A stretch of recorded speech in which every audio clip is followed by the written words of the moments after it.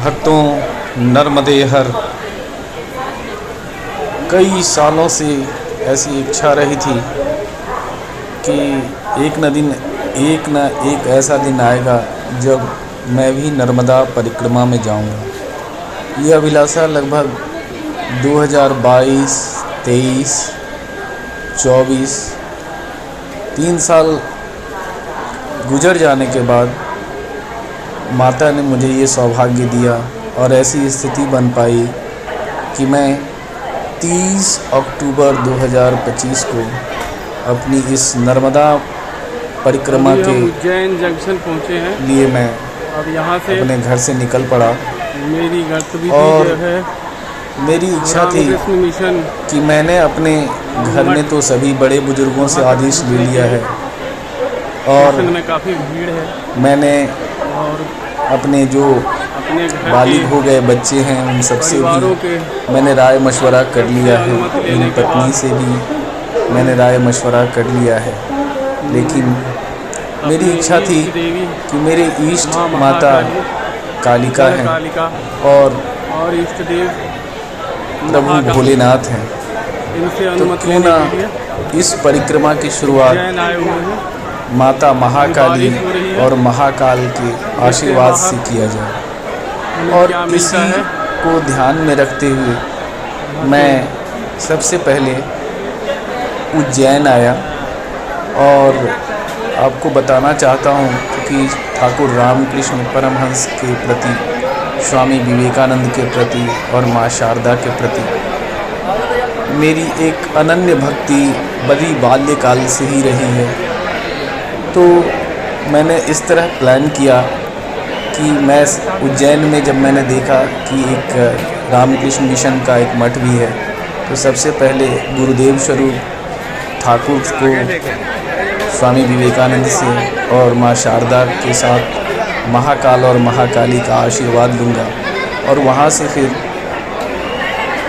ओंकारेश्वर के लिए रवाना होऊंगा, ताकि मैं ओंकारेश्वर में मंदाता परिक्रमा और अन्य जो आवश्यक परिक्रमाएं हैं उनको पूरा करते हुए और मैं माँ नर्मदा परिक्रमा का पथ परिक्रमा का संकल्प पूजा करके परिक्रमा में निकल सकूं। इसी संदर्भ में मैंने सबसे पहले उज्जैन आया और उज्जैन आने के बाद रामकृष्ण मिशन में वो गया और रामकृष्ण मिशन की इतनी अच्छी स्थिति देखते हुए वहाँ के जो अभी नए नए आए हुए जो एक तरह से अध्यक्ष हैं वो हैं अनुभवानंद, स्वामी अनुभवानंद जी और गौर महाराज हैं। ये दोनों इतने अच्छे व्यक्तित्व के लोग हैं कि यूँ तो हमारे पास समय का अभाव रहा, चूँकि इस बीच में मुझे कई जगह और कई मंदिरों की दर्शन करने की अभिलाषा थी, इसलिए उनसे अधिक बात ना कर पाया। लेकिन बस मैंने अपने सिर उनके चरण पे रख दिए और उनसे सिर्फ आशीर्वाद मांगा और उन्होंने यही कहा कि ठाकुर का नाम करिए, ठाकुर का नाम जप कीजिए। बस उनके आशीर्वाद मिलने के बाद और वहाँ की इतनी अच्छी स्थिति, इतना अच्छा प्रांगण, इतना शकून जो त्रिवेणी पे बना हुआ है। वहाँ 3 नदियों का संगम है, जो इसमें शिप्रा नदी, सरस्वती नदी और एक गंडकी नदी, तीनों नदियों के संगम पे जहाँ शनि मंदिर है, शनि मंदिर के साथ में ही एक रुद्राक्ष रिज़ॉर्ट है और उसके बगल में ही श्री रामकृष्ण मिशन का ये मठ है। और वहाँ पे बड़े अच्छे व्यक्तित्व के सन्यासी और वहाँ के लोगों से मिलके मुझे बहुत ही खुशी हुई और उन्होंने पूरा ध्यान, जब तक मैं वहाँ 2-3 दिन था तो पूरा ध्यान किसी तरह से मुझे लगता ही नहीं था, जिस तरह से मैंने पुस्तकों में पढ़ा है कि माँ शारदा अपने बच्चों का ख्याल रखती थी, उसी तरह से रहना, सोना, खाना पीना मुझे मेरा पूरी अच्छी तरीके से ख्याल रखा गया। मैं तो कृत्य हो गया। और यहाँ जो नए वहाँ के स्वामी अनुभवानंद जी हैं और गौर महाराज जी हैं, इन सबों का जो मैनेजमेंट देखा, मैं अवाक रह गया कि बहुत ही अभूतपूर्व एक ठाकुर का ये आश्रम सन्यासी होते हुए और उन्होंने इतनी अच्छी तरीके से मठ को व्यवस्थित कर रखा है, और साथ में आगंतुक जो हैं उनका भी पूरा वो ख्याल रखते हैं। बड़े प्यारे हैं, हम सब उनके कृतज्ञ हैं। और उन्होंने बहुत, सही में कह रहा हूँ, बहुत अच्छे तरीके से उन्होंने मेरा पूरा ख्याल रखा। और मैं 3 दिन लगभग वहीं रहा। के साथ और फिर वहाँ से मेरी इच्छा थी दूसरे दिन स्नान ध्यान पूजन करने के बाद, चूँकि मेरी देवी देवता वहाँ पे मेरे साथ ही चलते हैं, बहुत ही पवित्र तो मैं महाकाल का दर्शन करूं। तो फिर मैं ये स्वामी अनुभवानंद हैं, इनसे अनुमति लेकर फिर मैं महाकाल के दर्शन करने के लिए वहाँ से रवाना हुआ। और मेरी किस्मत भी अच्छी थी, या माता ने मेरे लिए पहले से बड़ी सुगमता बना के रखी थी। मैंने सुना था कि काफ़ी बड़ी भीड़ होती है, लाइन होती है, शायद एक दिन में दर्शन मिले ना मिले, लेकिन ऐसा वहाँ होता हुआ दिखा नहीं, क्योंकि मुझे संयोग से उज्जैन वासियों ने अपने साथ अपने लाइन में ले लिया और मैं उनके साथ ही मंदिर में प्रवेश कर गया और